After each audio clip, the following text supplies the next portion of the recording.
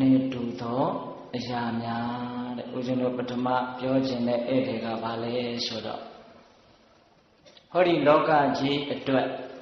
မိမိဒီပင်လည်းဧည့်သည်နော်ကိုယ်ဒီပင်လည်းလောကကြီးအတွက်ဧည့်သည်သူဒီပင်လည်းလောကကြီးအတွက်ဧည့်သည်ဘာဖြစ်လို့လဲဆိုတော့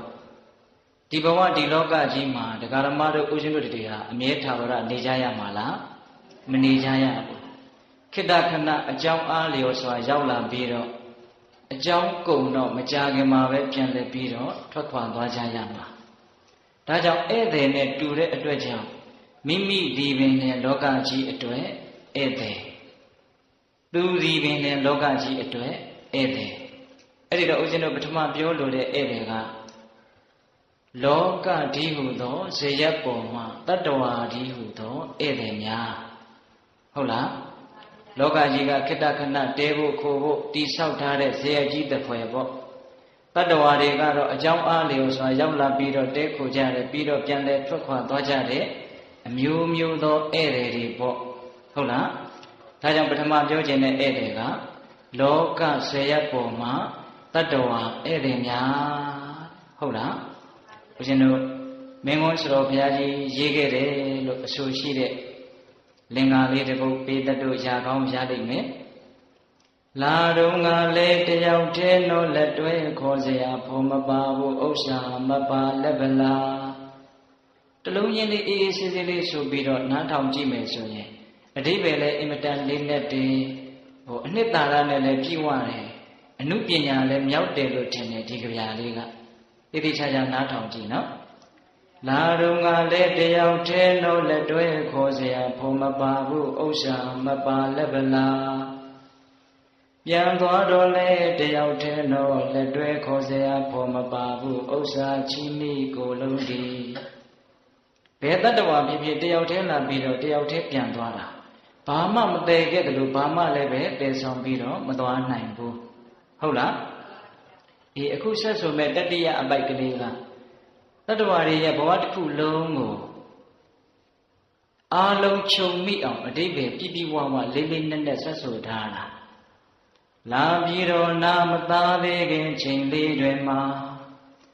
လာပြီးတော့နာမသွားသေးခင်ချိန်လေးတွေမှာဝန်းကျင်ရှက်နွယ်နှောင်ကြိုးတွေကြပြုံးရဲမဲ့ငိုချင်မုန်းပေါ်ကြမလို့ဒေါသလိုလောဘနဲ့ဘဝရိပ်မြုံကာကျိုးဆုံငယ်ကံကုန်မိုးချုပ်လက်တွဲဖြုတ်ကတုတ်တုတ်ရှောလျင်ခရီးနေသည်တို့လျင်ဧည့်သည်တွေပါတကားတဲ့အတန်ချက်စကနည်းနည်းလေးအိုနေနော်ရှောလိုက်ပါဦးဒီတော့ဒီအပိုင်လေးကိုပိဿပေါင်းသူတော်ကောင်းတို့ဦးဇင်းတို့ကအကျေချဲ့ပြီးတော့တောင်ပြောစရာမလိုတော့အောင်ကောင်းတယ်နောက်ထပ်တစ်ခေါက်လောက်နားထောင်ကြည့်ပါလားနော်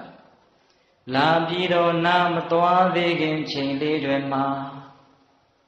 ဝန်းကျင်ရှက်နွယ်နှောင်ကြိုးတွေကြပြုံးရဲမဲ့ငိုချင်မုန်းပေါ်ကြမလူဒေါသလူလောဘနဲ့ဘဝရိပ်ညုံကာကျိုးဆုံငယ်ကံကုန်မိုးချုပ်လက်တွဲဖြုတ်ကတုတ်တုတ်ဆောလျင်ခရီးနှင်းသည်တို့လျင်ဧည့်သည်တွေပါတကားဟုတ်လားအဲ့ဒီတော့မိမိဒီပင်နဲ့လောကကြီးအတွက်ဧည့်သည်တတ္တဝါဒီဟုသောဧည့်သည်တွေကလောကဇေယျကြီးပေါ်မှာအကြောင်းအားလျော်စွာတွေ့ကြတယ်ဆုံကြတယ်ကြုံကြတယ်ပြီးတော့လည်းပဲကွဲကွာသွားကြတယ်အဲ့ဒါလိုမကွဲခင်ကလေးမှာနိစ္စရာပတ်ဝန်းကျင်ကိုတန်ရောစဉ်အကျိုးအမျိုးမျိုးတွေနဲ့ရစ်ချီပြီးတော့အလိုမကြတော့ဒေါသအလိုကြတော့လောဘချစ်လိုက်မုန်းလိုက်ပြုံးလိုက်မဲလိုက်ငိုလိုက်ရေလိုက်နဲ့ကကြိုးတွေကိုစုံနေတာပဲတဲ့ဘယ်လိုပဲကကြိုးတွေစုံကံကုန်လို့မိုးချုပ်ပြီဆိုတော့ခတ်တုတ်တုတ်ခရီးကိုနှင်ရတဲ့ဧည့်သည်ကြီးပဲဒီတော့ဒကာမတို့ဦးဇင်းတို့အတွက်မိုးကဘယ်တော့ချုပ်မှလဲဆိုတဲ့မေးခွန်းကလေးပဂတိမိုးကတော့124နာရီရှိတယ်ညနေ6နာရီ9နာရီခွဲဆိုရင်နေဝင်မှာဟဲ့လို့တိတိကျကျပြောလို့ရတယ်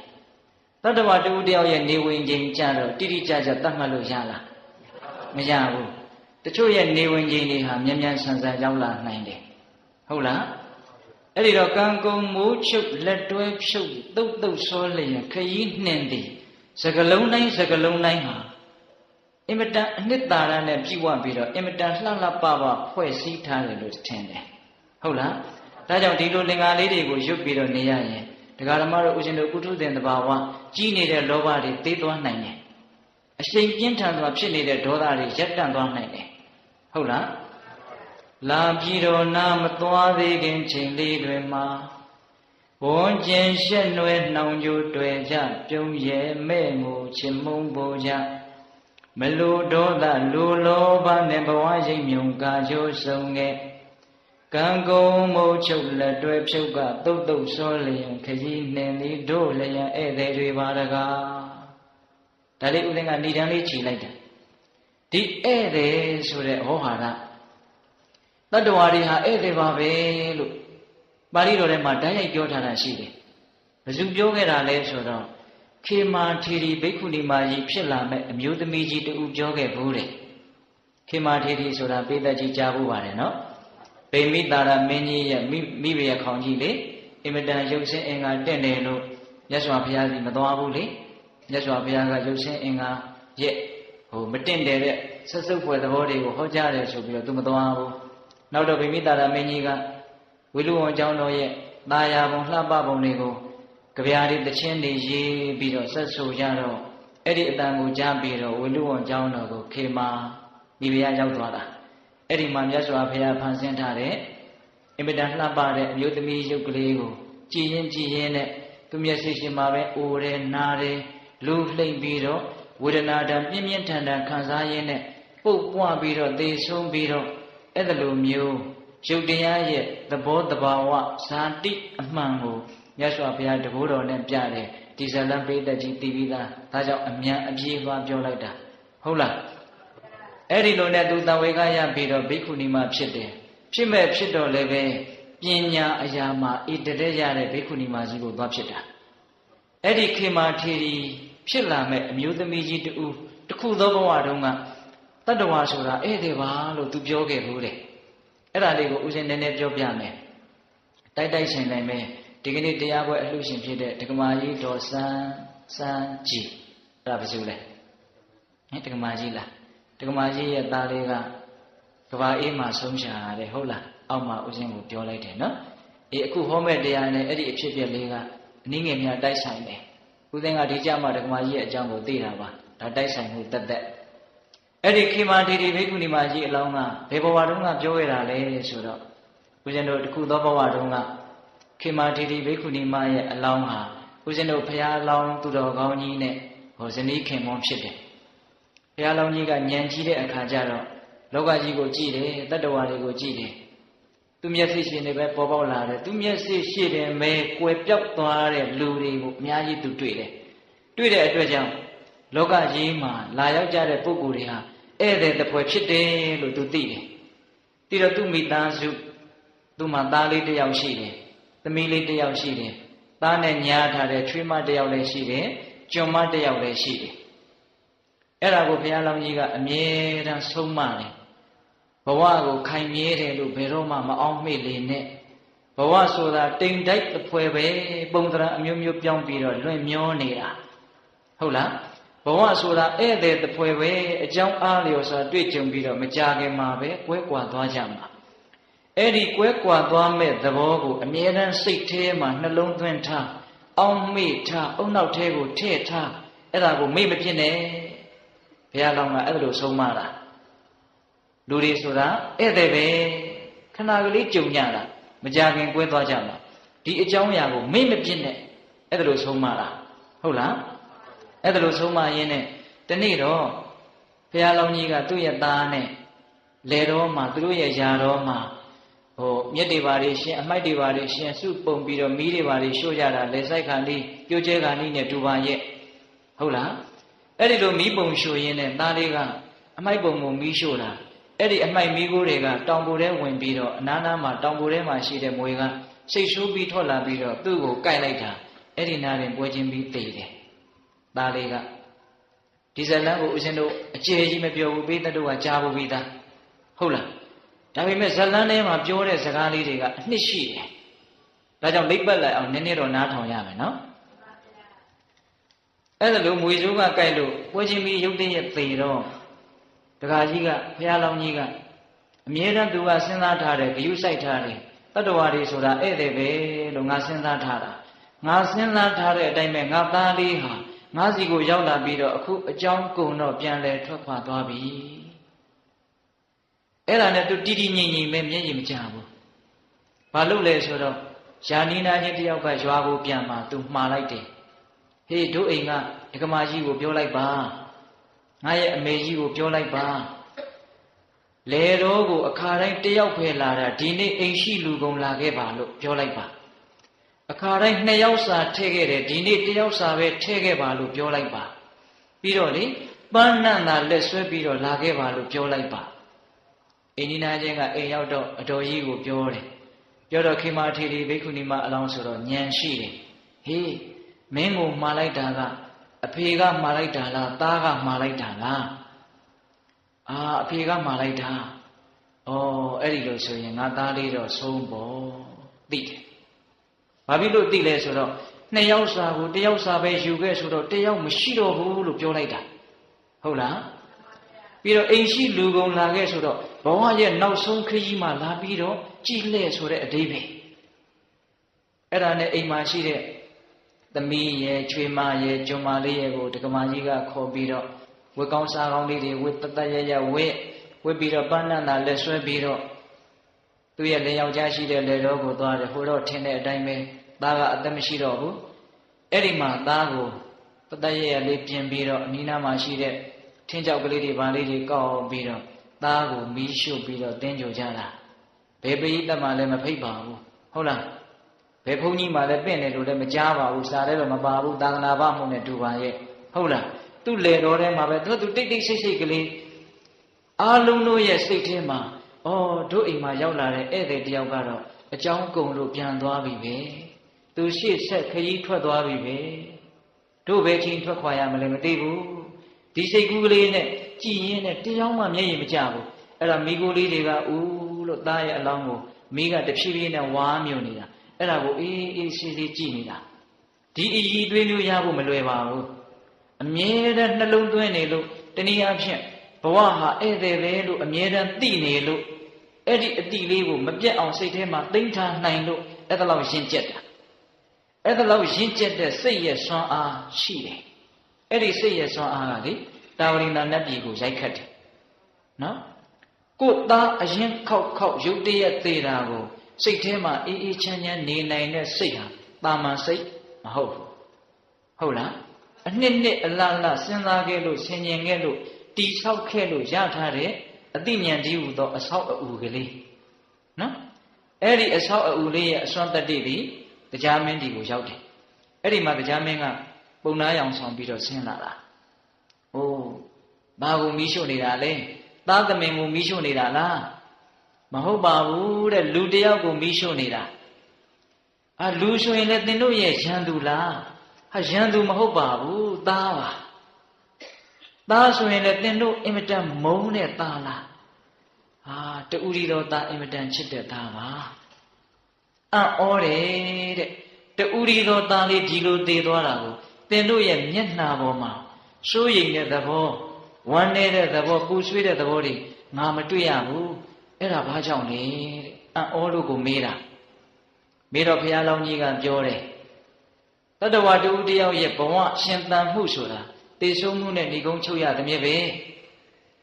တေဆုံးသွားပြီဆိုတာဘာနဲ့တူတယ်လဲဆိုတော့မွေများအရေခွန်လဲတယ်လို့ပဲတဲ့ဒါဘုရားလောင်းကြီးရဲ့အမြင်အခုမီးရှို့နေတာကိုငါသားမသိနိုင်တော့ဘူးမသိနိုင်တဲ့သားကိုအကြောင်းပြုပြီးတော့ငါတို့ငိုးနေတာဟာဘာအကျိုးကျေးဇူးရှိမှာလဲ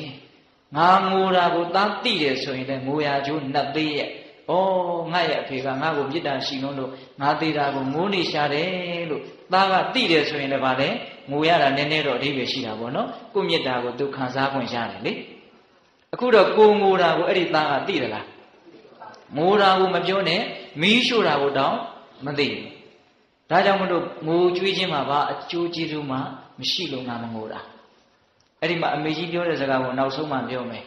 နော်သမီးလေးကိုမေးတော့သမီးကဘာပြောတော့သေသွားတဲ့ပုဂ္ဂိုလ်ရဲ့နှမဟ မင်းကတော့မင်းရဲ့အကိုကမင်းအပေါ်မှာရဲရဲဆက်ဆက်နှိပ်စက်လို့မငိုတာလားမဟုတ်ပါဘူးတဲ့ငိုကြွေးခြင်းအဖြစ်လူပိန်ယုံပဲရှိမယ်အစာအာဟာရကိုမစားခြင်းမတောက်ခြင်းဖြစ်ယုံပဲရှိမယ်ကျမငိုကြွေးနေလို့ရှိရင်ကျမကိုချစ်တဲ့လူတွေကဒီမှာသေလို့စိုးရင်ရတာကတစ်မျိုးကျမကငိုနေလို့ကျမအတွက်စိတ်ညစ်ရတာကတစ်မျိုးချစ်တဲ့လူတွေဝမ်းထဲမှာဆိုလို့မငိုပါဘူးတဲ့ပြောပုံလေးသဘာဝမကျဘူးလားဒီတတ်တို့စဉ်းစားနော်မိမိရဲ့အတိုင်းဝိုင်းတွေကမိမိအရင်ထွက်ခွာသွားမဲ့ပုံကိုယ်တွေမရှိဘူးလို့ပြောနိုင်မလား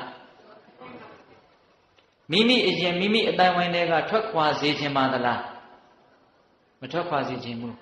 မိမိအရင်မိမိအတိုင်းဝိုင်းတွေကလူတွေမထွက်ခွာစေခြင်းဘူးဆိုရင်နီးကဘလို့နီးပဲရှိကို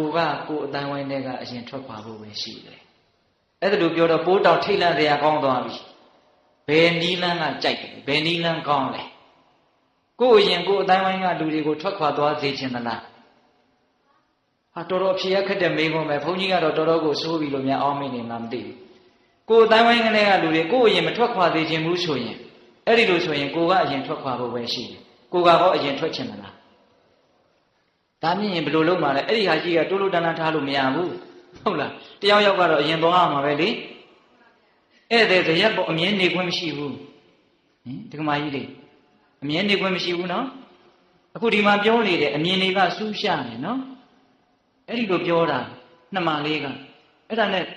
တည်တဲ့ကလေးရဲ့ဇနီးကိုမေးတာမင်းကတော့မင်းအောင်ကြကမင်းပေါ်တိတ်ရက်ဆက်လို့မငိုတာလားမဟုတ်ပါဘူးတဲ့အိုးလာကမှမြင်ရသေးတယ်လာကိုရခြင်းလို့ငိုတဲ့ကလေးလာကမှမြင်ရသေးတယ်အခုမီးရှို့လို့မကြခင်ပျောက်ပွယ်တော့မယ်လာကိုရလို့ငိုခြင်းတဲ့ကလေးငိုတဲ့ကလေးတဲ့ပူပြီးတော့အတိတ်ပဲမဲ့တယ်ကျမငိုနေလို့ကျမလည်းအောင်ကြမသိတော့ဘူးတဲ့ဒါကြောင့်မငိုတာအဲ့ဒီမှာကျွန်မကိုမေးတယ်ပါရမီရှင်တွေစုနေတာဗျကျွန်မကလည်းပဲဟောအခါမသိလို့ကျွန်ဖြစ်နေလို့ညံရှိတယ်ဘာပြောလဲဆိုတော့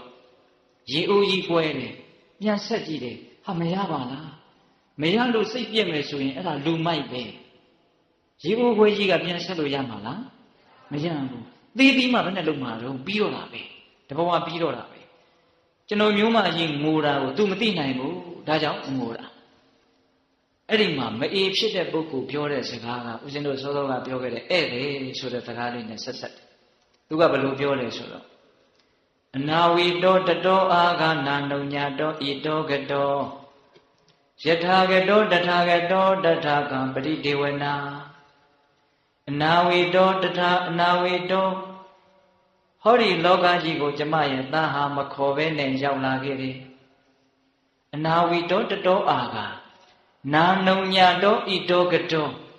ကျမကအနုအညုတ်ခွင့်မပြုဘဲနဲ့ကျမရဲ့ရင်ဝင်ကနေပြီးတော့ထွက်သွားတာလာခဲ့လို့လည်းဒီသားလေးကိုမခေါ်ခဲ့ဘူးဒီသားလေးရကျင်လိုက်တာမင်းဘယ်ဘဝကနေအမိဝမ်းကောင်းတဲ့ကိုဝင်ခဲ့လို့ခေါ်ခွင့်ရှိသလားခေါ်လို့ကိုရသလားမရဘူးလာခဲ့လို့မခေါ်ဘဲနဲ့ရောက်လာပြီးတော့ပြန်သွားတော့လို့နှင်လည်းမနှင်ရဘူးခွင့်လည်းမပြုဘူးအဲ့ဒါကိုအတင်းအဓမ္မထွက်ခွာသွားတာယထာကတောတထာကတောအဲ့ဒါလို့လာခြင်းတလို့လာပြီးတော့သွားခြင်းတလို့သွားနေတဲ့အရာအတွက်နဲ့ဘယ်ကိစ္စကြောင့်ငိုရမှာလဲဒီစကားလေးကောင်းတယ်နော်လာခဲ့လို့ခေါ်သလားပြန်တော့လို့ခွင့်ပြုသလားလာခြင်းလို့လာပြီးတော့သွားခြင်းလို့သွားခဲ့တာဒါကြောင့်မို့လို့ငိုကြွေးခြင်းမှာဘာအဓိပ္ပာယ်မှမရှိဘူးတဲ့ခုတကားမတို့ဦးဇင်းတို့တွေလည်းပဲဟောဒီလူလောကကြီးကိုလာခြင်းလို့လာပြီးတော့သွားခြင်းလို့သွားကြတာဧည့်သည်ဟုတ်လားအဲ့တော့ဦးဇင်းတို့ကတစ်ခါတလေစဉ်းစားမိတယ်လူလောကကြီးဟာဘာနဲ့တူလဲဆိုလို့ရှိရင်ဧည့်သည်တွေလူဝင်လူထွက်တွေသိပ်ပြီးတော့များတဲ့ရွာကြီးတရွာနဲ့တူတယ်ဝင်လာတဲ့လူတွေကလည်းမစစ်သေးသေးပဲဟုတ်လားထွက်ခွာသွားတဲ့လူတွေကလည်းအရှူပဲဟင်အခုလူလောကကြီးအဲ့ဒါနဲ့မတူဘူးလားဟင်သားဖွာကန်တွေဘာတွေသွားကြည့်ပါလားအမြဲတမ်းဝင်ရောက်နေတာပဲလေဟင်အမြဲတမ်းဝင်ရောက်နေတာပဲလေဟုတ်လားဟာထွက်ခွာသွားတဲ့ဘက်ကိုလည်းကြည့်ပါဦးစီစီကားကားပါပဲဟုတ်လားနေတိုင်းအုပ်စုကြီးဖွဲ့ပြီးတော့ငိုကြွေးတန်တွေတသေးသေးနဲ့သူတို့လည်းပဲစီစီကားကားကြီးထွက်ခွာနေတာပဲဒါပေမဲ့လောကကြီးကပုံမပြတ်ဘူးဒီတိုင်းပဲနေတယ် ထွက်ခွာသွားတဲ့လူကထွက်ခွာသွားပြီမလို့ဝင်ပြီးတော့နေရာယူတဲ့လူတွေကလည်းအရင်သိရှိနေတာဆိုတော့ဩလူတွေကမသိဘူးလို့ဒီလိုထင်နေတာဟင်ဒကမာကြီးများဒါပေမဲ့လို့ပုံပြက်ပန်းပြက်မဖြစ်တာဟာအမြဲတမ်းအစားထိုးနေတဲ့အရာလေးကရှိနေတာကိုဗျဟင်အဲ့တော့ဒကာလမတို့ဦးဇင်းတို့ရဲ့ဘဝမကြခင်မှာထွက်ခွာသွားကြရမှာဧည့်သည်ဆိုမှတော့အမြဲတမ်းနေခွင့်ရှိပါမလားမရှိဘူးအမြဲတမ်းနေခွင့်မရှိပါဘူးဟုတ်လားဒါကြောင့်ပိဋကပေါင်းသူတော်ကောင်းတို့ဘဝဆိုတာဧည့်သည်ပါဟုတ်လားသူသည်ပင်ဧည့်သည်ငါသည်ပင်ဧည့်သည်လောကဒီဟုသောဇယက်ပေါ်မှာတတ္တဝါဒီဟုသောဧည့်သည်များဒီအကြောင်းအရာကိုကောင်းကောင်းသဘောပေါက်ထားဖို့လိုတယ်သဘောပေါက်ပြီးရင်လည်းပဲအဲ့ဒီသဘောပေါက်ထားတဲ့အတိလေးကိုမမေ့ပြောက်ဖို့လိုတယ်ဟုတ်ရလားအဲ့ဒါလို့ဒီတန်ဖိုးရှိတဲ့ဒီအတိဒီဉာဏ်ကလေးကိုမမေ့မပြောက်အောင်ထိမ့်သိမ့်နိုင်မယ်ဆိုရင်သိအကျိုးကြီးတယ်ဘလို့အကျိုးကြီးနိုင်တာလဲဆိုတော့ဩဘဝဆိုတာခဏကလေးပါဘာအတွက်နဲ့ငါလေးလံနေမှာလဲပေါ့ပေါ့ပါပါပဲနေမယ်ဘဝဆိုတာခဏလေးဟင်တခါကြီးဒီမှများအစွဲနေတဲ့အတွက်ကြောင့်ဆင်းရဲနေတယ်နေတော့မှလည်းပဲတန်ရောတင်ကျိုးတွေကလျော့တယ်သူလည်းပဲထွက်ခွာသွားမှာငါလည်းပဲထွက်ခွာသွားမှာငါစွဲသည်ဖြစ်စေမစွဲသည်ဖြစ်စေငါခွဲခြင်းသည်ဖြစ်စေမခွဲခြင်းသည်ဖြစ်စေတေချာပေါက်ကွဲရမယ်လို့သိနေတော့တန်ရောတင်ကျိုးကတေချာပေါက်လျော့ကိုလျော့တယ်ကျိုးလျော့တဲ့အတွက်ကြောင့်နေရတာလွတ်လပ်တယ်ပြတ်သွားမယ်ဆိုတော့ပို့ပြီးတော့လွတ်လပ်တယ်ခုဒီကမှတို့ဦးဇင်းတို့တွေကကျိုးကြီးကတင်းနေတယ်ခွဲရမယ်ဆိုတာကိုနားမလဲတော့အစွဲကြီးကလည်းပြင်းတယ်အစွဲပြင်းတော့ကျိုးတင်းတယ်ကျိုးတင်းတော့မလွတ်လပ်ဘူးနေရနေဆင်းရဲတယ်အပြစ္ဆုတ်ပံမှာဒီတိုင်းခံစားရဟုတ်လားဒါကြောင့်အစွဲနေပြီးတော့တန်ရုံးတင်ကျိုးတွေရော့ပြီးတော့လွတ်လပ်မှုရှိအောင်ဘဝဆိုတာခဏပါပြီးတော့သိဆုံးသွားမှာပြီးတော့လည်းပြီးရတာပဲမပြီးကျင်လို့လည်းမဖြစ်ဘူးအဲ့ဒါလို့စဉ်းစားမယ်ဆိုလို့ရှိရင်အင်မတန်အကျိုးကြီးတယ်ဗျဟုတ်လားတခါကြီးမိုင်းများစကားလေးတစ်ခွန်းရှိတယ်ကြားလိုက်လို့ပြေးနေတဲ့လူတစ်ယောက်ဟာခွေးဟောင်တာကိုလှည့်မကြည့်သင့်ကြားလိုက်လို့ပြေးနေတဲ့လူတစ်ယောက်ဟာဆူးချစ်တာကိုပုံကြီးချဲ့မနေနဲ့တောထဲမှာကြားကနောက်ကနေလိုက်တယ်ရှေ့ကအသက်လုပြီးတော့ပြေးနေရတဲ့လူတစ်ယောက်မျက်စိထဲမြင်ကြည့်စမ်းအဲ့ဒီလူကိုခွေးကလှမ်းပြီးတော့ဟောင်တယ်လှည့်မကြည့်အားပါဘူးခွေးဟောင်တာအရေးမကြီးဘူးနော်ဘာကအရေးကြီးလဲကြားလိုက်တာကအရေးကြီးတယ်ခွေးဟောင်တာရက်ကြည့်နေရင်ကြားကမှီပြီးတော့ကြိုက်တတ်မှာပေါ့အဲ့ဒီကြားလိုက်နေတာကိုကို့မှာရှုကလေးချစ်မိတယ်ဟာညှိမိသွားတယ်ဒါကိုရက်ပြီးတော့ကြည့်မနေနဲ့ဘာမှဒီတရားသိမကြည့်ဘူးနောက်ကဘာဖြစ်နေတော့ကြားလိုက်နေတယ်အဲ့ဒီလိုပဲဒကာဓမ္မတို့ဦးဇင်းတို့တွေကိုသေမင်းကလိုက်နေတယ်ဘယ်ချိန်မိမလဲတော့မသိဘူးအဲ့ဒီသေမင်းဒီဟူသောကြားကြီးလိုက်နေတာကိုမမြင်တဲ့အခါကျတော့ကဲ့ရဲ့ခြင်းချီးမွမ်းခြင်းဆိုတဲ့ခွေးဟောင်တာကိုရက်ပြီးတော့ကြည်တယ်ရက်ပြီးတော့ခံစားတယ်ကြားလိုက်တာကြီးကိုမမြင်တော့ခွေးဟောင်တာကြီးကအကြီးကြီးဖြစ်နေတယ်ပေတတ်တို့ကိုဦးဇင်းတို့အနုစိတ်ရှင်းမပြဘူးဒီလူတွေဉာဏ်ရှိတယ်နော်ဟုတ်လားနောက်ကကြားလိုက်နေတာကိုမမြင်တော့လောကဓာတ်ရှုကလေးအသာကလေးချစ်တာကိုအကြီးကြီးလို့ထင်တယ်နေပေါင်းသွေးတွေထွက်နေလိုက်တာလုံးမနေနဲ့နောက်ကဘာလိုက်နေလဲကြားလိုက်နေတယ်ဘဝဆိုတာခဏပါလို့သိတဲ့အသိနော်သိခြင်းတရားမရဏနုတ္တိကမ္မထံသိပြီးတော့အစွမ်းထက်တယ်ဟုတ်လားဒါကြောင့်ကိုယ့်ဘဝမှာပြဿနာတွေနဲ့လေးလံနေတဲ့အခါမျိုးမှာစဉ်းစားကြည့်လိုက်ပါငါဘာတွေပုံကြီးချင်နေတာလဲဒီပြဿနာတဲ့ကြီးတဲ့ပြဿနာကြီးငါတွေ့ရအောင်မှာပြဿနာအကြီးကြီးကိုမေ့နေလို့ပြဿနာအသေးသေးလေးတွေကဂုတ်ပေါ်ခွရှိပြီးတော့အကြီးကြီးလို့ကိုယ့်ကိုချဲ့ပြီးတော့နှိမ့်ဆက်နေတာစင်စစ်တော့ပြဿနာအကြီးကြီးကိုမမြင်လို့ပြဿနာအသေးလေးကိုအကြီးကြီးထင်နေတာပြဿနာအကြီးကြီးကသေချာပေါက်ရှိတယ်သိရမယ်မသိခင်မှာနာကျင်ကြိုက်ခဲမှုသေချာပေါက်တွေ့မယ်အဲ့ဒီအချိန်မှာတကယ်ပြေးလဲအောင်နေနိုင်မလားဒီမိကုန်းကိုပြေးလဲအောင်ဖြစ်တတ်ဖို့လိုတယ်နော်တခါကြီးဒီမိုင်းမြတ်ဟုတ်လားငွေကြေးနဲ့ဖြည့်ရှင်းလို့ရမှာလားကိုတန်ဖိုးထားတဲ့ဂုဏ်တွေပကာသနာတွေနဲ့ဖြည့်ရှင်းလို့ရမှာလားအတိုင်းဝိုင်းနေနဲ့ရောဖြည့်ရှင်းလို့ရမှာလားဉာဏ်ကလွဲလို့ကုသိုလ်ကလွဲလို့အဲ့ဒီပြဿနာကိုဖြည့်ရှင်းပေးနိုင်တဲ့အရာချမ်းမရှိနော်ဒါကြောင့်ဒီစကားလေးကိုထပ်ပြီးတော့မှတ်ပါကြားလိုက်လို့ပြေးနေရတာရှုချစ်တာတွေခွေးဟောင်တာတွေကိုလှဲ့ကြည့်မနေနဲ့ငုံကြည့်မနေနဲ့ဟုတ်ရဲ့လား ဒါကြောင့်ဦးဇင်းတို့ပထမပြောခြင်းနဲ့ဧည့်သည်အချိန်ဒီလောက်ပဲရတယ်နောက်ထပ်ဧည့်သည်နှစ်ခုပြောရရှိသေးတယ်အဲ့ဒီတော့နံပါတ်1ဧည့်သည်ဗါတဲ့လေလောကဇေယျပုံမှာတတ္တဝါဧည့်သည်များဒါဆိုရင်လုံလောက်ပါပြီဟုတ်လားဦးဇင်းတို့ဒုတိယဧည့်သည်အကြောင်းပြောရအောင်ဧည့်သည်တွေကတစ်ခုပြီးတစ်ခုပို့ပြီးတော့လေးနဲ့လာမယ်ဘေးတတို့ဦးဇင်းကစကားကိုပေါ့လေးမပြောချင်ပါဘူးနော်တလုံးမကြံအလေးအလွဲမရှိအောင်နားထောင်စေခြင်းနဲ့အဓိပ္ပာယ်မရှိတဲ့စကားချက်ထွင်ပြီးတော့အရေးမရအဖတ်မရစကားတွေမပြောချင်ဘူးဟုတ်လားတခါကြီးမိုင်းမြတ်အဲ့တော့ဒုတိယဧည့်သည်ဦးဇင်းတို့ဆက်ပြီးတော့ပြောကြည့်မယ်ဟုတ်လားဒုတိယဧည့်သည်ကိုဦးဇင်းတို့ဘယ်သုတ်တံကိုအခြေခံပြီးတော့ပြောမှလဲဆိုလို့ရှိရင်တန်ယုတ်ပါဠိတော်မှာဝေဒနာတန်ယုတ်ဆိုပြီးတော့ရှိတယ်အဲ့ဒီမှာအခါရသုတ်တံဆိုပြီးတော့သုတ်တံတူလေးတစ်ပုဒ်ပါတယ်အဲ့ဒီသုတ်တံကိုဦးဇင်းတို့ယူပြီးတော့ပြောပြမယ်အဲ့ဒါလေးကိုပိဋကပေါင်းသူတော်ကောင်းတို့နာယူနှလုံးသွင်းကြည့်ကြဒုတိယဧည့်သည်ဟုတ်လားတေယထာပိဘိက္ခဝေအာဂန္တုကာကာရတထပုရိမတ္ထာယပိဒိတာယအာဂန္တဝါဝါတံကပ္ပင်တိဘိက္ခဝေယဟန်တော်မြတ်ဥချစ်သားတို့တေယထာပိဥပမာအဖြင့်အာဂန္တုကာကာရဧည့်သည်ရိတေကိုရာဇယတိအဋ္ဌိတန္တိရှိပါကုန်၏ချစ်သားတို့အရက်လေးမျက်နှာအရက်ရှိမျက်နှာအလွှာအသီးသီးကလာတဲ့ဧည့်သည်တွေတေးဖို့အတွက်ဇယကြီးတစ်ဆောင်ရှိတယ်ဆိုကြပါစို့တဲ့နော်တထာထိုဇယကြီး၌ဘုရတိမာယပိဒေတာယအရှိယမရောက်လာကြကုန်သောအရှိယမအာဂန္တဝါရောက်လာကြ၍ဝါတံကပ္ပင်တိတဲခိုခြင်းကိုပြုကြကုန်၏အရှိမျက်နှာကလူတွေရောက်လာပြီးတော့တဲကြတယ်အဲ့ဒါလိုပဲအနောက်မျက်နှာကတောင်မျက်နှာကမြောက်မျက်နှာကမင်းနေပုံနာတွေတတိတွေတကြွယ်တွေဆင်းရဲသားတွေကုံသေးတွေအလွှာအသီးသီးလူဒန်းသားအမျိုးမျိုးလမ်းကြုံရင်ဒီဇရက်ပေါ်မှာဝင်ပြီးတော့တက်ပြီးတော့နားလိုက်တာပဲတဲခိုလိုက်တာပဲဟုတ်လားမျက်စိထဲမြင်တယ်နော်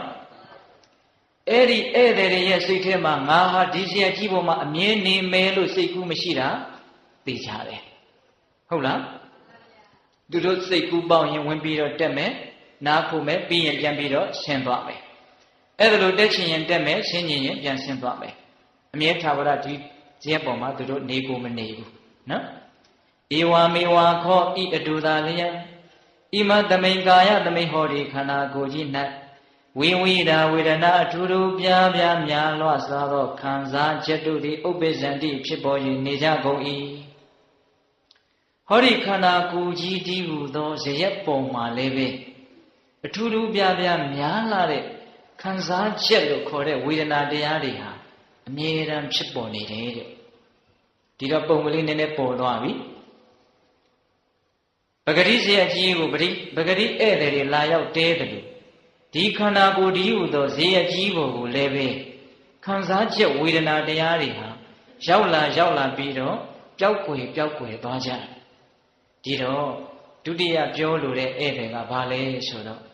ခန္ဓာဇယပေါ်မှာဝေဒနာဧည့်သည်များပြောကြည့်စမ်းပါဗျာ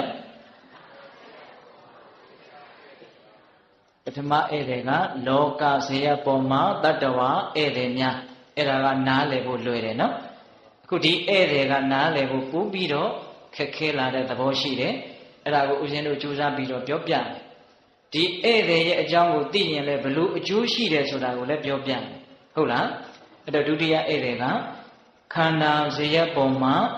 ဝေဒနာဧည့်သည်များတဲ့ဒကာဓမ္မတို့ဦးဇင်းတို့ရဲ့ခန္ဓာကိုယ်ကြီးပေါ်ကိုဝေဒနာတရားတွေဟာအကြောင်းအားလျော်စွာရောက်လာကြတယ်အဲ့ဒီဝေဒနာတရားဆိုတာလူတိုင်းလည်းပြောနေကြတယ်ဝေဒနာဆိုတာဘာလဲလို့မေးရင်ခံစားမှုအဲ့ဒီဝေဒနာကိုမြတ်စွာဘုရားကအမျိုးမျိုးဟောတယ်ဝေဒနာကိုနှစ်ပါးလည်းဟောတယ်ရှိတယ်ဒုက္ခဝေဒနာဒုက္ခဝေဒနာသုံးပါးဟောတာလည်းရှိတယ်ဒုက္ခဝေဒနာဒုက္ခဝေဒနာဥပေက္ခဝေဒနာငါးပါးဟောတာရှိတယ်ဒုက္ခဝေဒနာဒုက္ခဝေဒနာသောမနတဝေဒနာဒေါမနတဝေဒနာဥပေက္ခဝေဒနာလို့၅မျိုးဟောတာလည်းရှိဟုတ်လားဒီစက္ခုတပ္ပတ္တဇာဝေဒနာမျက်စိနဲ့ပတ်သက်ပြီးတော့ဖြစ်တဲ့ဝေဒနာနားနဲ့ပတ်သက်ပြီးတော့ဖြစ်တဲ့ဝေဒနာမျက်စိနားနာလျှာကိုယ်စိတ်နဲ့ပတ်သက်ပြီးတော့ဝေဒနာ၆ပါးဟောတာလည်းရှိအမျိုးမျိုးတတ္တဝါတွေရဲ့အလိုဆန္ဒအစ္ဆာတရားကိုလိုက်ပြီးတော့ဝေဒနာတွေကိုအမျိုးမျိုးဟောတယ်နော် ဦးဇင်းတို့5မျိုးလောက်ရှင်းပြဒုက္ခဝေဒနာခန္ဓာကိုယ်ပေါ်မှာဖြစ်တဲ့ဝေဒနာနော်ဒုက္ခဝေဒနာသိတာတယ်ထင်ရှားတယ်ဘလောက်ထိသိတာလဲဆိုရင်အော်ရဟေ့ရငိုရယူရညီးရညူရလောက်အောင်သိတာတယ်ဒုက္ခဝေဒနာတကယ်ပြင်းထန်လာပြီဆိုရင်အဖေကဲပါအမေကဲပါလူလှိမ့်နေရလောက်အောင်ပြင်းထန်တယ်ဒုက္ခဝေဒနာဘယ်မှာပေါ်တာလဲဟောဒီခန္ဓာကိုယ်ကြီးပေါ်မှာပေါ်တာနော်သိတယ်နော်အဲ့ဒီဒုက္ခဝေဒနာကိုလူတိုင်းကြောက်တယ်ဒီဒုက္ခဝေဒနာကိုကြောက်လို့မို့လို့ပူတာကိုကြောက်ရတယ်အေးတာကိုကြောက်ရတယ်ယောဂါကိုကြောက်ရတယ်ယောဂါဖြစ်မှကြောက်ရတယ်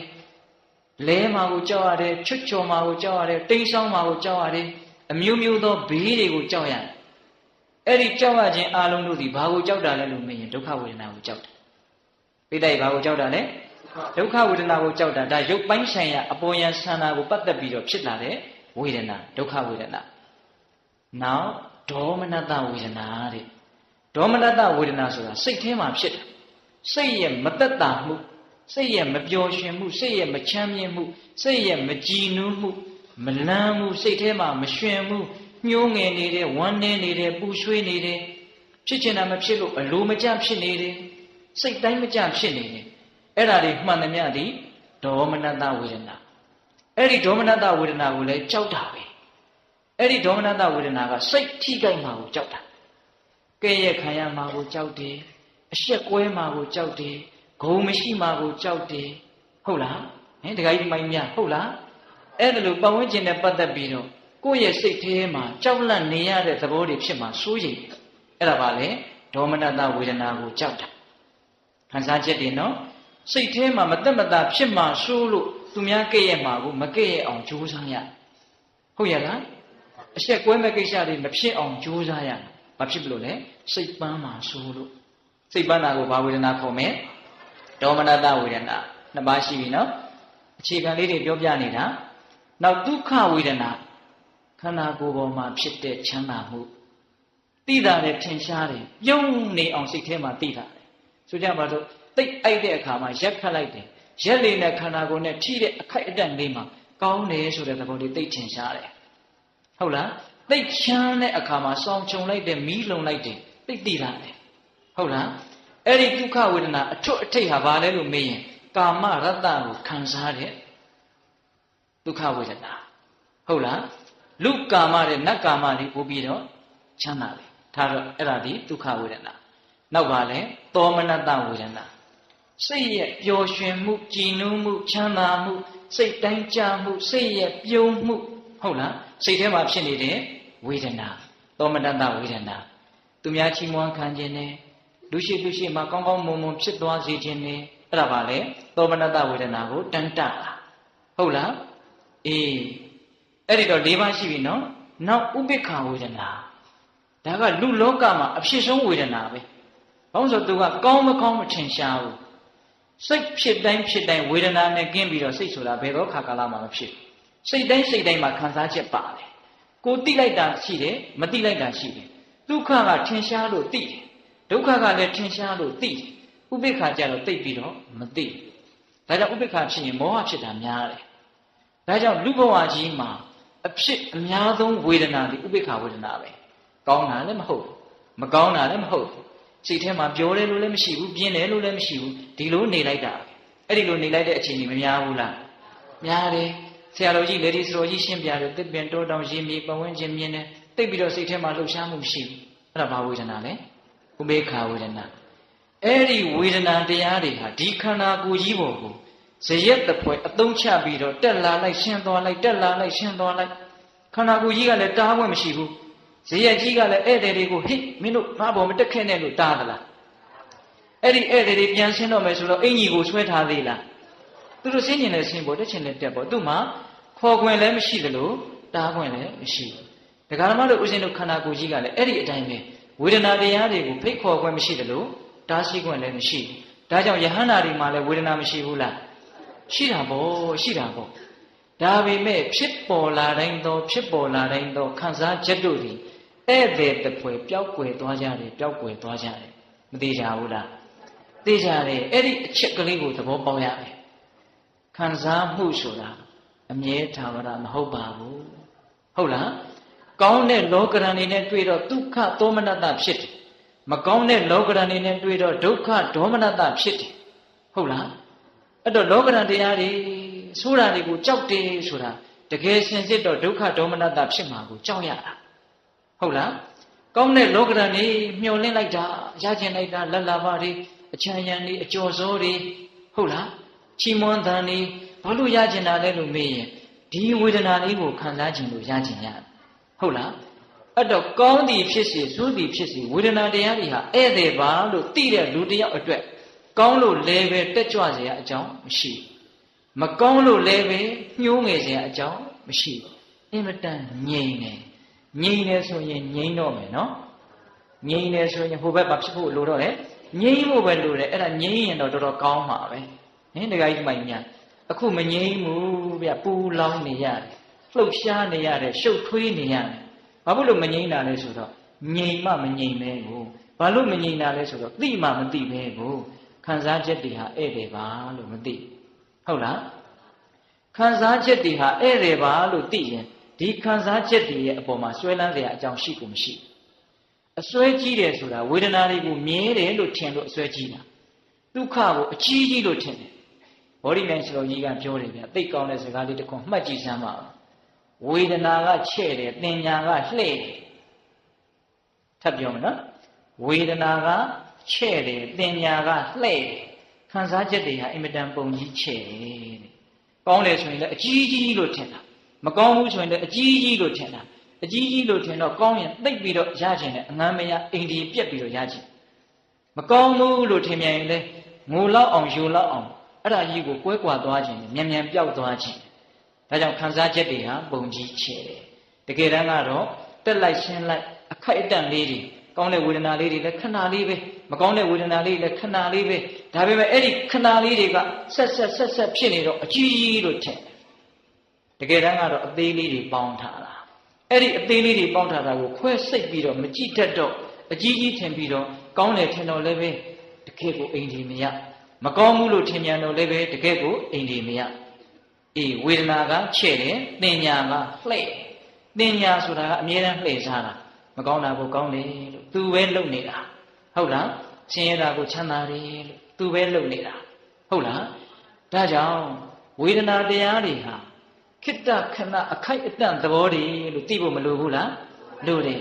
အဲ့ဒါလို့သိကျင်လို့ရှိရင်ဝေဒနာတွေဘာကြောင့်ဖြစ်တယ်လဲဆိုတာလေးကိုနည်းနည်းလေ့လာကြည့်ရခုဥစဉ်ဝေဒနာအကြောင်းတွေကိုပြောရတယ်နော်ဒီဝေဒနာတွေဘာကြောင့်ဖြစ်တယ်လဲနည်းနည်းလေးပါဠိလေးရွတ်ပြမယ်သက္ခုံစပဋိစ္ဆာရူပိစဥပ္ပစ္စတိသက္ခုဝိညာဏံဒိဏံသင်္ကတိတိဖတ်သောဖတ်တပစ္စယဝေဒနာဝေဒနာပစ္စယတဏ္ဏတဏ္ဏပစ္စယဥပါဒနာဥပါဒနာပစ္စယဘဝဘဝပစ္စယဇာတိဇာတိပစ္စယဇရာမရဏသောကပရိဒေဝဒုက္ခဒေါမနတုပါယသာဥပ္ပစ္စံတိတံဘဝန္တိနောက်ရွတ်တာလေးတွေတော့ကြားဘူးတယ်နော်ပထမမြတ်စွာဘုရားဗာပြောလိုက်တယ်သက္ခုံစပဋိစ္ဆရူပေစဥပ္ပစ္စတိသက္ခုဝိညာဏံတဲ့နည်းနည်းနဲ့လာပြီနော်ဟောဒီမျက်စိကိုအကြောင်းပြုပြီးတော့သက္ခုံစပဋိစ္ဆမျက်စိကိုအကြောင်းပြုပြီးတော့ရူပေစအဆင်းကိုအကြောင်းပြုပြီးတော့သက္ခုဝိညာဏံမြင်သိစိတ်ကလေးဒီဥပ္ပစ္စတိဖြစ်လာတယ်မျက်စိနဲ့မြင်ရအဆင်းကိုအကြောင်းပြုပြီးတော့ဘာဖြစ်လာတယ်မြင်သိစိတ်ကလေးဖြစ်လာတယ်ဘယ်နှခုရှိသွား၃ခုရှိသွားပြီမျက်စိရဲ့အဆင်းရဲ့အဲ့ဒါကိုအကြောင်းပြုပြီးတော့မြင်သိစိတ်ရဲ့၃ခုဖြစ်သွားပြီနော်တိဏံသင်္ကတိတိဖတ်တော်တဲ့အဲ့ဒီ၃ခုရဲ့အပေါင်းကိုဖတ်တာလို့ခေါ်တယ်တဲ့အဲ့ဒီ၃ခုရဲ့အပေါင်းကိုဘာခေါ်လဲဖတ်တာလို့ခေါ်တယ်ဖတ်တာဖြစ်လာရင်တော့ဝေဒနာတားလို့မရတော့ဖတ်တာပစ္စယဝေဒနာအဲ့ဒီတွေ့ထိခြင်းဖတ်တာကြောင့်ခံစားချက်ဆိုတာဖြစ်လာတယ်ဝေဒနာပစ္စယတဏ္ဏဝေဒနာဖြစ်လာရင်တဏှာဖြစ်တယ်ဒါကမိုက်မဲတဲ့ပုဂ္ဂိုလ်တွေအတွက်နော်ဒုက္ခဝေဒနာဖြစ်ရင်ဆက်ပြီးတော့ရချင်တယ်တဏှာဖြစ်တယ်ဒုက္ခဝေဒနာဖြစ်ရင်လည်းတဏှာဖြစ်တာပဲဒေါသလည်းဖြစ်တာပဲ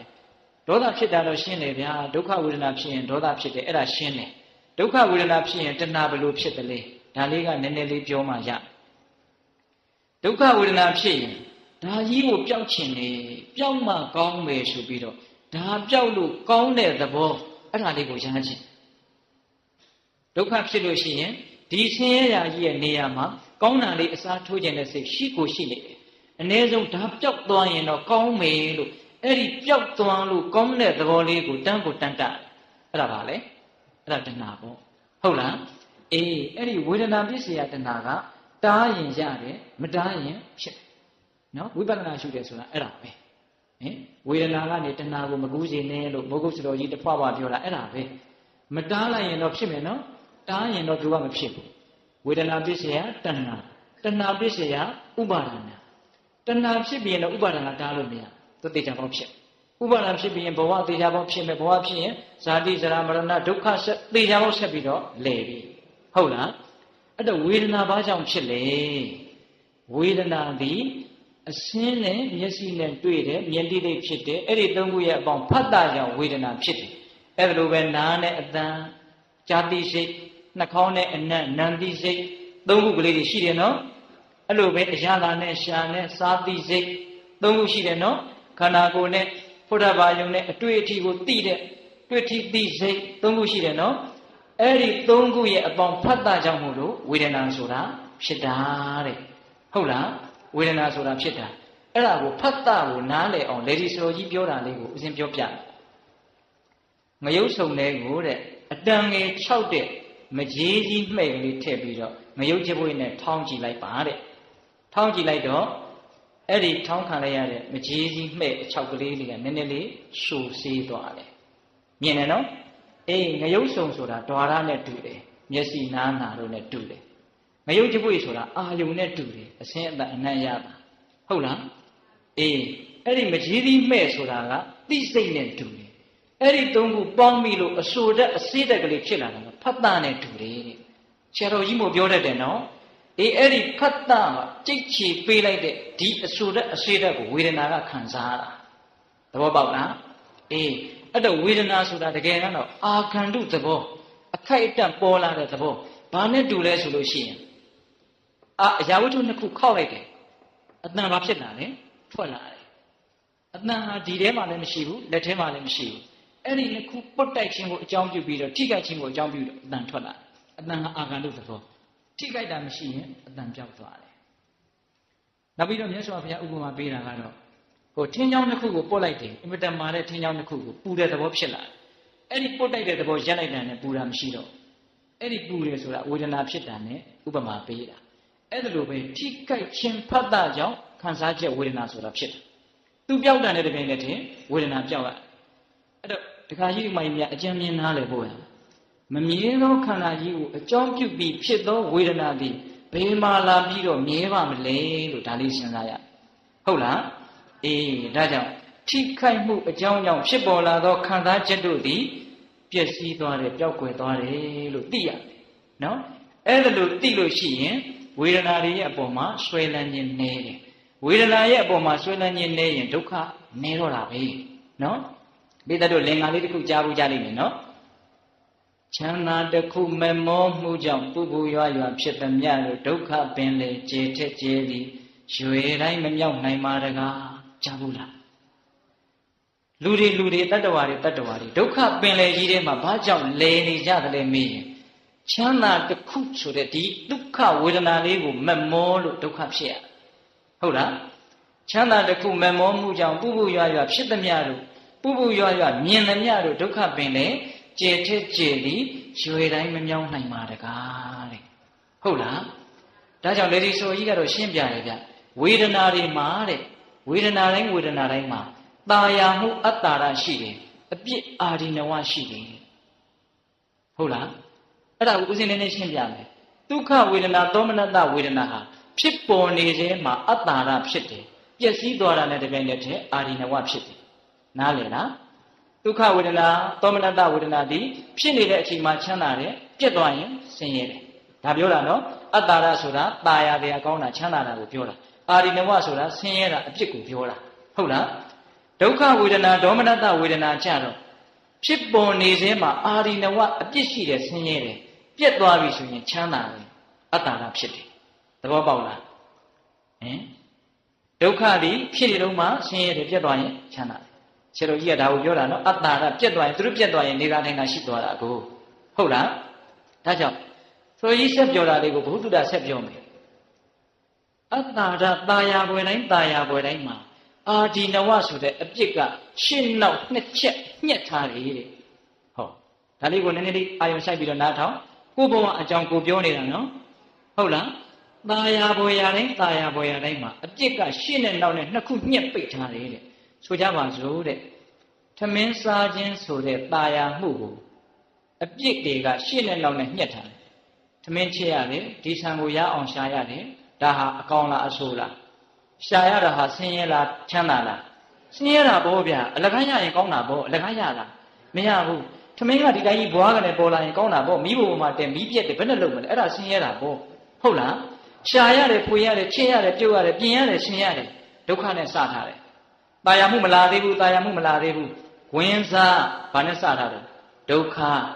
ခလေကောင်ကမှလာလိမ့်မယ်ตายာပွဲစားလိုက်ပြီးသိမ့်မကြဘူးဝင်စားကြီးကအကြာကြီးပဂတိဝင်စားကတော့ကျင်ကျင်ကလေးခလေကောင်ကအကြာကြီးခွင်ပိတ်က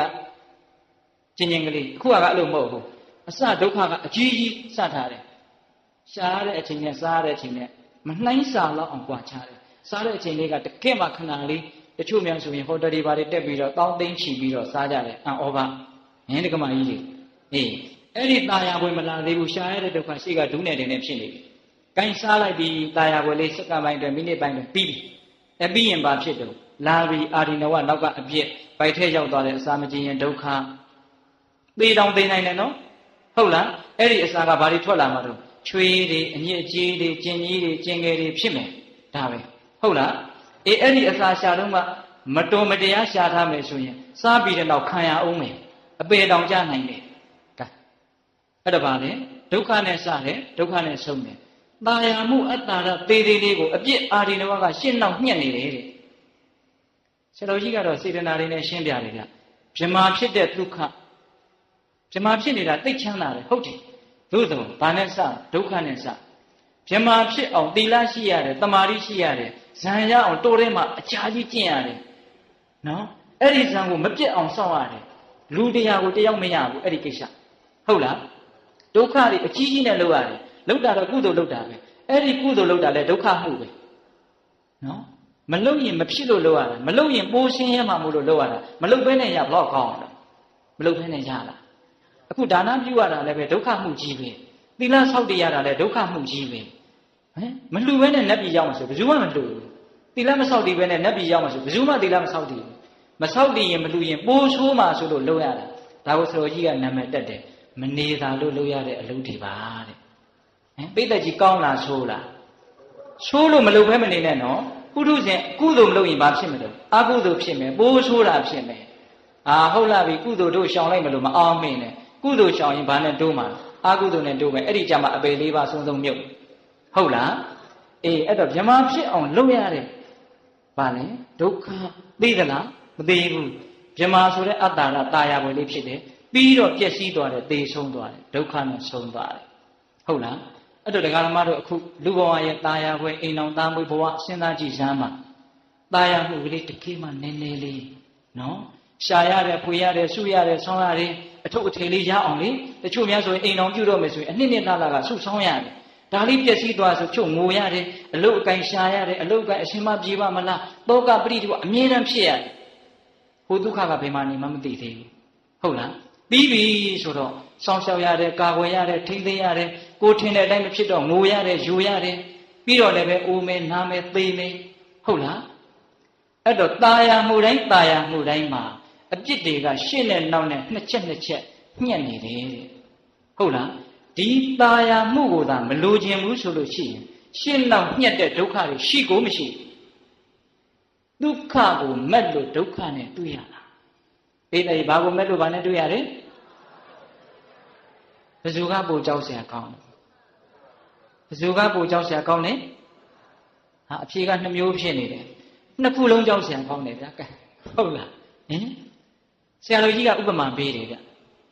ตาယာမှုဆိုတဲ့ဒုက္ခဝေဒနာဟာဖမ်းဆီးပြီးတော့ခြိတုပ်နှောင်ထားတဲ့လူနဲ့တူကိုမှဆွေးကြပါဆိုရန်သူ2ယောက်ရှိ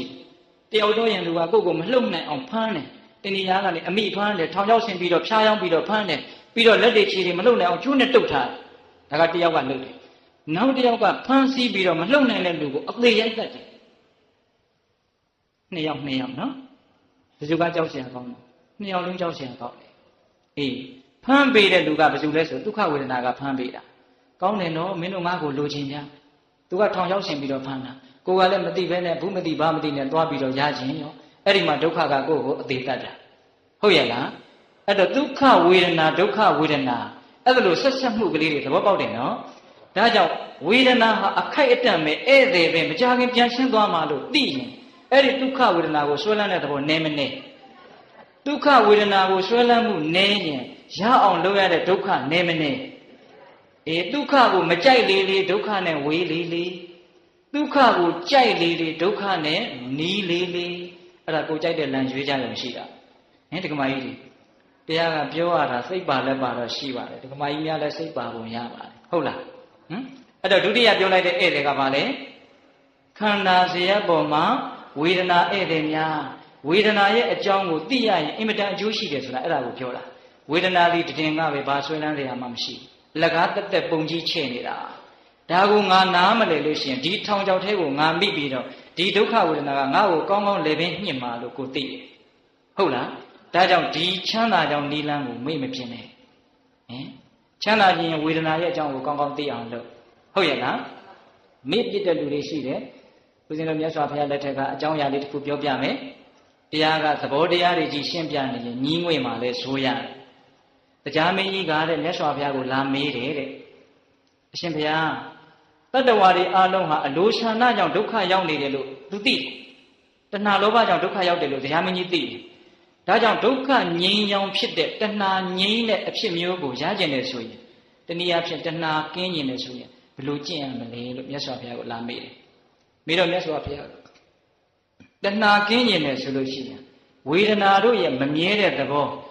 အခိုက်အတန့်သဘောဝေဒနာတို့ရဲ့ပျက်စီးသွားတဲ့သဘောကိုမြင်အောင်ကြည့်လေလို့အတူချုပ်ဒါဦးဇင်းကအတူချုပ်ပြောလိုက်တာနော်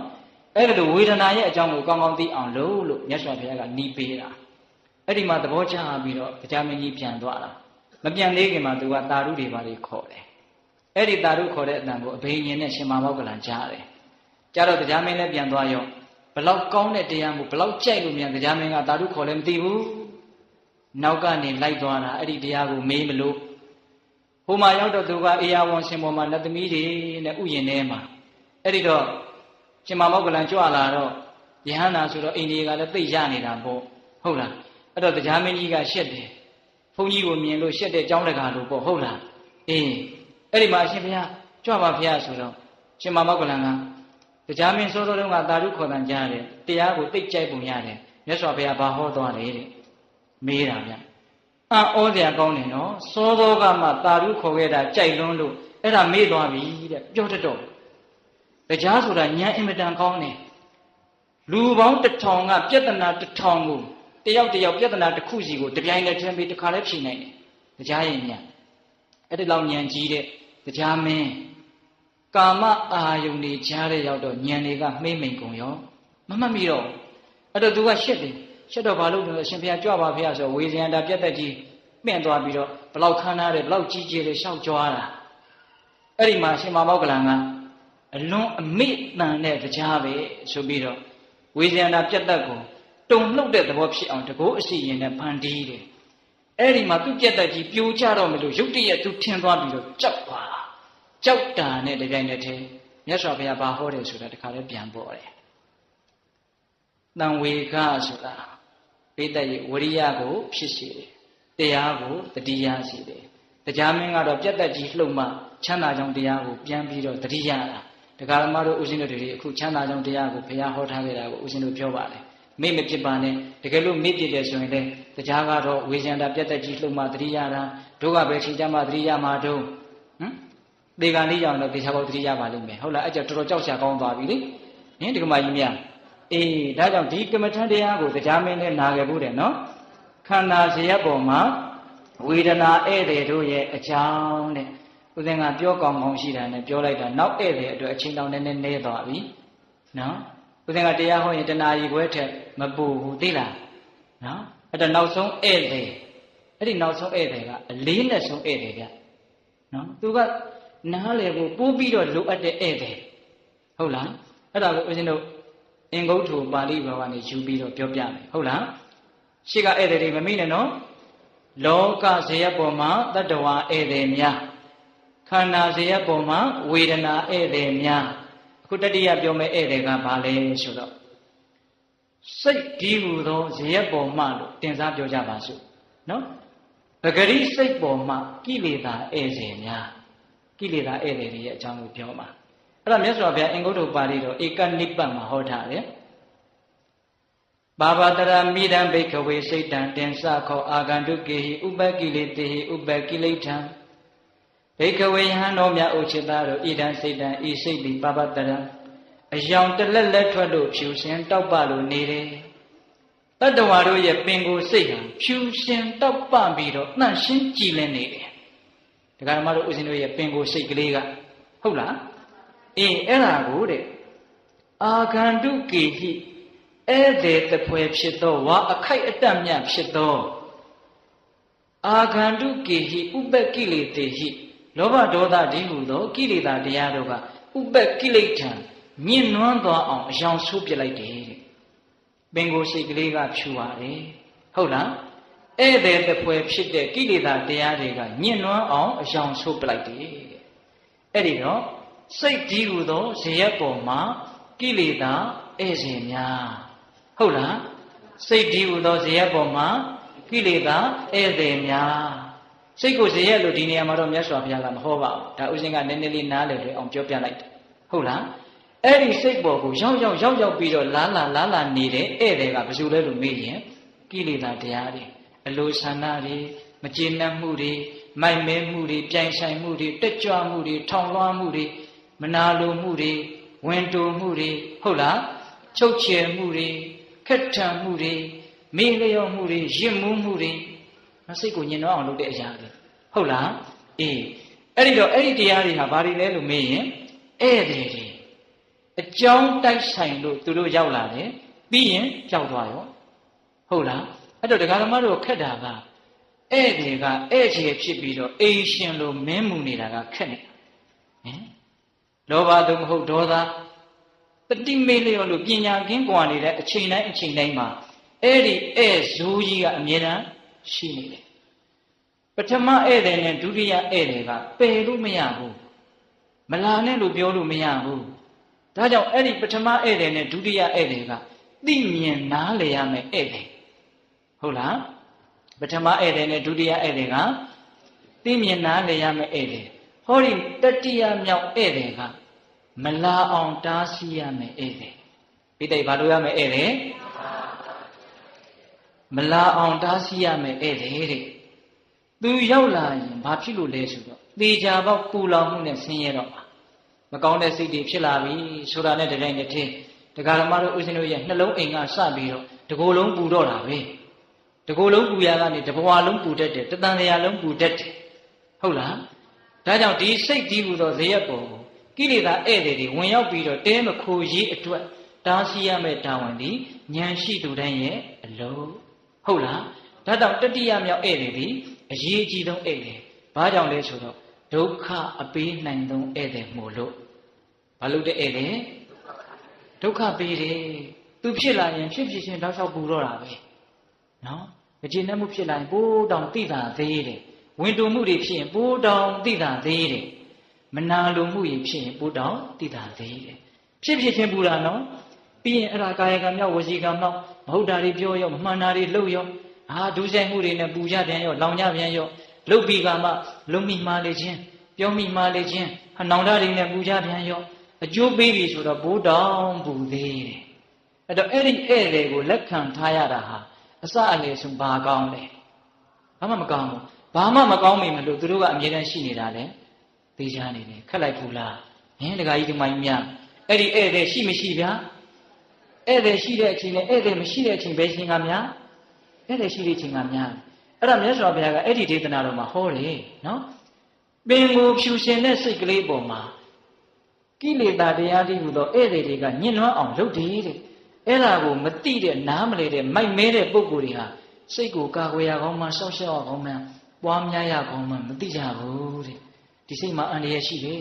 ဧဇိုးတွေဝင်လာနိုင်တယ်အဲ့ဒီဧဇိုးတွေတားရမယ်ဆိုတဲ့အသည့်အဲ့ဒီလူတွေမှာမရှိဘူး မရှိတော့သမထဘာဝနာဝိပဿနာဘာဝနာနဲ့စိတ်ကိုကာကွယ်ရမယ်စောင့်ရှောက်ရမယ်စိတ်ကိုလုံခြုံအောင်လုပ်ရမယ်လို့သူတို့သိကိုမသိဘူးတဲ့ဟုတ်လားပင်ကိုယ်စိတ်ကလေးကဖြူရှင်တယ်ဧည့်သည်ဖြစ်တဲ့ကိလေသာတရားတွေနှောက်ယှက်လို့ညှဉ်းနှွမ်းနေတာလို့သိတဲ့ပုဂ္ဂိုလ်တွေကြတော့တဲ့အဲ့ဒီဧည့်ဆိုးတွေမလာအောင်တားဆီးခြင်းဆိုတဲ့စိတ်တဘာဝနာကိုပွားများတယ်တဲ့ဆိုလိုတာကသမထဘာဝနာဝိပဿနာဘာဝနာကိုပွားများတယ်လို့ပြောတာအဲ့ဒီလိုပွားများလိုက်တော့အဲ့ဒီဧည့်သည်တွေလာသေးလားမလာတော့ဘူးအဲ့ဒီတော့စိတ်ကလေးကအစွမ်းထက်လာတယ်သိစရာရှိတာကိုသိသွားတယ်မြင်စရာရှိတာကိုမြင်တယ်အဲ့ဒီဧည့်ဆိုးတွေရောက်မလာတော့စိတ်ကလေးကကြည်လင်တယ်တောက်ပတယ်ဒါကြောင့်သူ့ကျိုးကိုကျိုးကိုမြင်တယ်နောက်ဆုံးနိဗ္ဗာန်ကိုတောင်မြင်နိုင်တယ်အဲ့ဒီကိလေသာမရှိရင်နိဗ္ဗာန်ကိုမြင်တာပါပဲသဘောပေါက်ရဲ့လားဒါကြောင့်ကိုယ့်ကိုစိုးစိုးဝါးဝါဒုက္ခပေးသောအဖြစ်ခြေလေကျိုးကန်နေတဲ့ဒီတတိယမြောက်ဧည့်သည်သို့မဟုတ်ဧည့်ဆိုးဒီဧည့်ဆိုးကိုဘာလို့ရမလဲတားဆီးရမယ်ဧည့်ဆိုးကိုတားဆီးခြင်းရင်သူတို့ဖြစ်နေတဲ့အခိုက်အတန့်မှာဒင်းတို့ဒီဧည့်သည်လို့သိဖို့လိုတယ်ဟုတ်လားမဖြစ်တဲ့အခိုက်အတန့်မှာဆိုရင်လည်းဖြစ်နေတဲ့သဘောတရားတွေကိုအမှန်အတိုင်းသိဖို့လိုတယ်ဟုတ်လားဒါကြောင့်တတိယမြောက်ဧည့်သည်အရေးပါအရာရောက်တယ်လို့နားလည်ရမယ်နော်အေးအဲ့တော့အဲ့ဒီဧည့်သည်ကိုဦးဇင်းတို့မလာအောင်ဘယ်လိုတားမလဲမဖြစ်အောင်ဘယ်လိုလုပ်မလဲတရားရဲ့ဏိဂုံးပိုင်းကိုရောက်လာပြီအရေးအကြီးဆုံးပိုင်းကိုလည်းရောက်လာပြီလို့ပြောလို့ရတယ်အဲ့ဒီဧည့်ဆိုးတွေရောက်မလာအောင်ဘယ်လိုလုပ်မှလဲဆိုလို့ရှိရင်အဲ့ဒီဧည့်ဆိုးတွေဟာဘာကြောင့်ဖြစ်တယ်လဲဆိုတာကိုသိအောင်လုပ်ရတယ်ဟုတ်လားအဲ့ဒီဧည့်ဆိုးတွေဘာကြောင့်ဖြစ်တယ်လဲဆိုတာကိုသိအောင်လုပ်ရမယ်သူတို့ဘာကြောင့်ဖြစ်တယ်ဆိုတဲ့သူတို့ဖြစ်ကြောင်းကိုသိရင်သူတို့ကိုတားလို့ရပြီယောဂဘာကြောင့်ဖြစ်တယ်ဆိုတာကိုသိရင်အဲ့ဒီယောဂမဖြစ်အောင်လုပ်လို့ရပြီပိဋကအကြောင်းကိုသိရင်အကျိုးမဖြစ်ချင်ဘူးဆိုရင်အဲ့ဒီအကြောင်းကိုပယ်လိုက်ဖို့ပဲရှိဟုတ်လားအေးဝတ်သားစားလို့သွေးတိုးတယ်လို့သိတယ်ဆိုရင်ဝတ်သားမစားနဲ့ပေါ့သွေးမတိုးဘူးဒါဥပမာပြောတာနော်ဒီဧည့်သည်တွေဘာကြောင့်ရောက်လာတယ်လဲဆိုတာကိုသိရင်ဒီဧည့်သည်တွေရောက်မလာအောင်တားလို့ရကိုရပြီအကြောင်းကိုသိရင်ကြိုက်တယ်လို့လုပ်လို့ရပြီဟုတ်လားအဲ့တော့သူတို့ဘာကြောင့်ဖြစ်တယ်လဲဆိုတာလေးကိုဦးဇင်းတို့လေးလေးနက်နက်ရှင်းပြမယ်စောတော်တုန်းကပြောတာတွေထက်ပိုပြီးတော့လေးနက်တဲ့အပိုင်းကိုရောက်လာပြီဟုတ်လားအဲ့ဒီတော့ယာဂဆိုတဲ့ဆွဲလန်းခြင်းလောဘဆိုတဲ့ဧည့်သည်ဘာကြောင့်ဖြစ်တယ်လဲအကြောင်းနှစ်ချက်ရှိ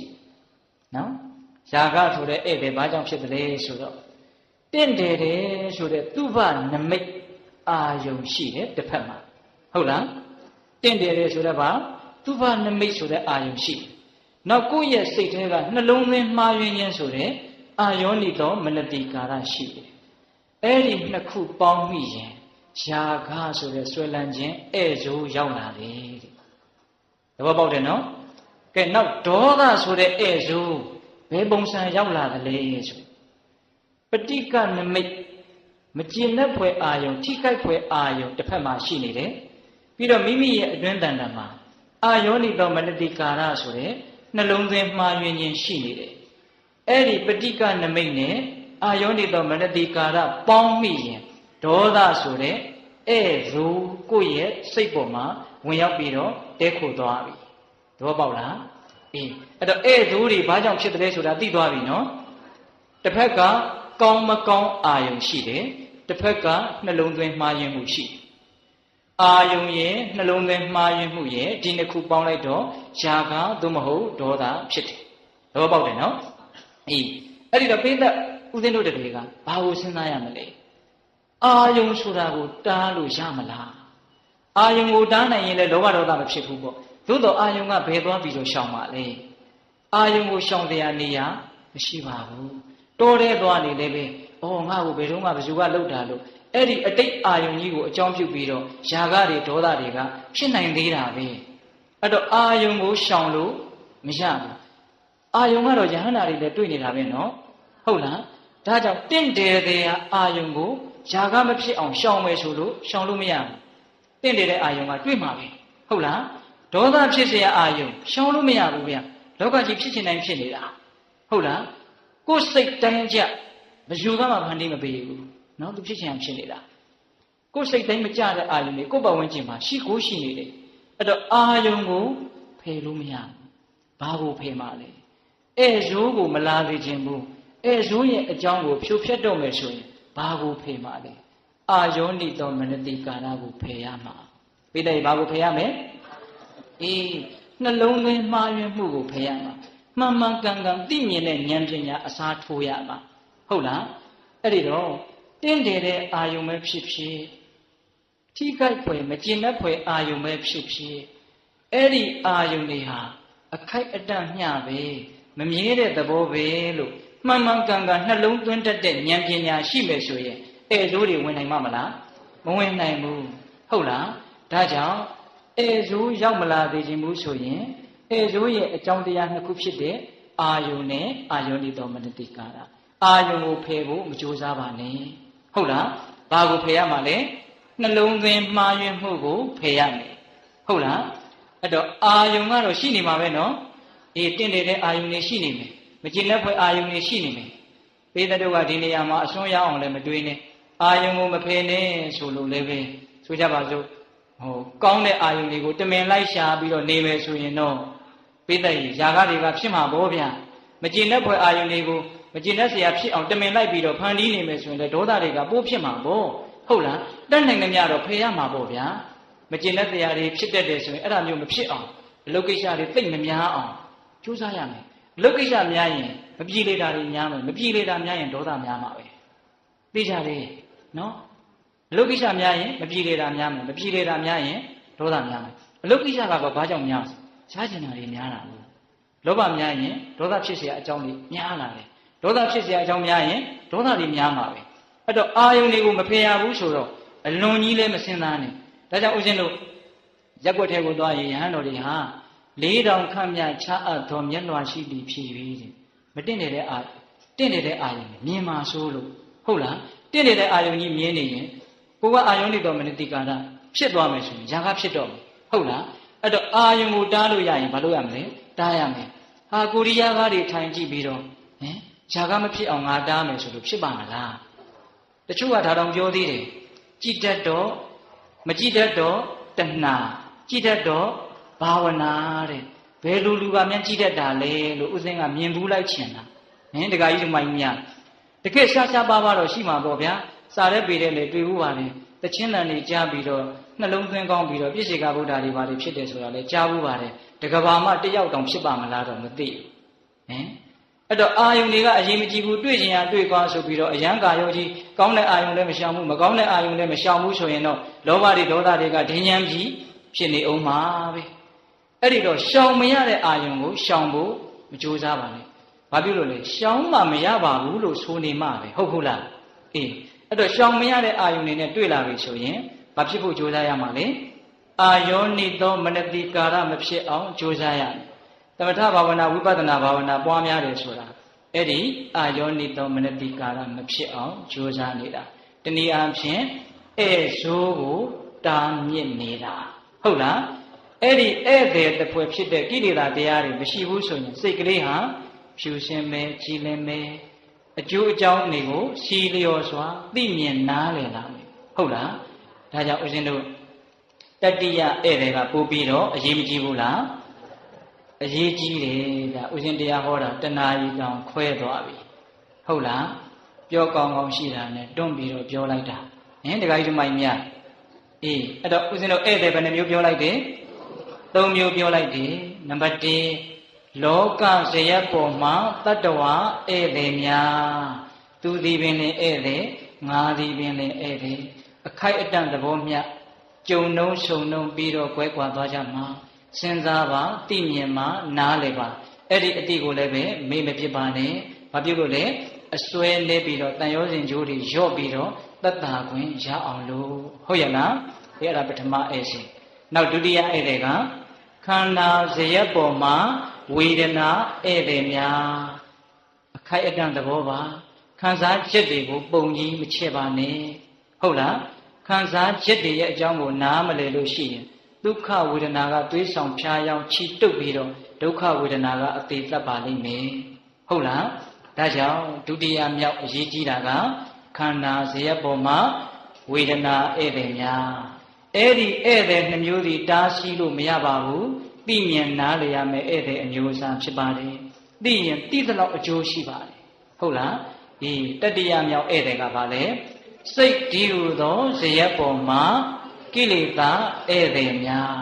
သူကတော့အင်မတန်ဆိုးတဲ့ဧည့်ဆိုးဖြစ်တဲ့အတွက်ကြောင့်တားဆီးရမယ်ဧည့်သည်ပါမလာအောင်တကားပိတ်ထားရမယ်ဧည့်သည်ပါအခုဟာကတော့ဘလို့ဖြစ်နေတော့တကားကိုတလဟောဖွင့်ကြိုက်တဲ့ဧည့်သည်ဝင်ပါလေဟုတ်လားတကားကြီးမိုက်မြဟုတ်လားနော်အေးဒါကြောင့်တတိယဧည့်သည်ကတော့အရေးအကြီးဆုံးနဲ့အနှိမ့်ဆက်နိုင်သောဧည့်သည်ဖြစ်တယ်ဆိုတာကိုပေတပေါင်းသူတော်ကောင်းတို့သိမြင်နားလည်ပြီးတော့ပထမဧည့်သည်နဲ့ဒုတိယဧည့်သည်ကိုသိမြင်နားလည်မှုနဲ့ရှင်းကျက်အောင်ကြိုးစားရမယ်တတိယဧည့်သည်ကိုကြတော့မလာအောင်တားဆီးခြင်းအပြင်ကြိုးစားကြရမယ်ဟုတ်လားအေးအဲ့ဒါလို့ဧည့်သည်တွေနဲ့ပတ်သက်ပြီးတော့သိမြင်နားလည်မှုတားဆီးမှုတွေကိုကြိုးစားပြီးတော့ပေတပေါင်းသူတော်ကောင်းတို့မဉ္ဇဉ်ဘုံညာမျက်နှိဗ္ဗာန်ကိုရကြပါစေလို့ဦးဇင်းတို့ဆန္ဒပြုရင်းနဲ့မေတ္တာပို့ပြီးတော့အဆုံးသတ်ကြရအောင်နော်ဘဝတုသဗ္ဗမင်္ဂလံရက္ခန္တုသဗ္ဗဒေဝတာသဗ္ဗဗုဒ္ဓ ानु ဘာဝေနတရာဒုက္ခိဘဝန္တုတိဘဝတုသဗ္ဗမင်္ဂလံရက္ခန္တုသဗ္ဗဒေဝတာသဗ္ဗဓမ္မာ ानु ဘာဝေနတရာဒုက္ခိဘဝန္တုတိဘဝတုသဗ္ဗမင်္ဂလံရက္ခန္တုသဗ္ဗဒေဝတာသဗ္ဗသံဃာ ानु ဘာဝေနတရာဒုက္ခိဘဝန္တုတိ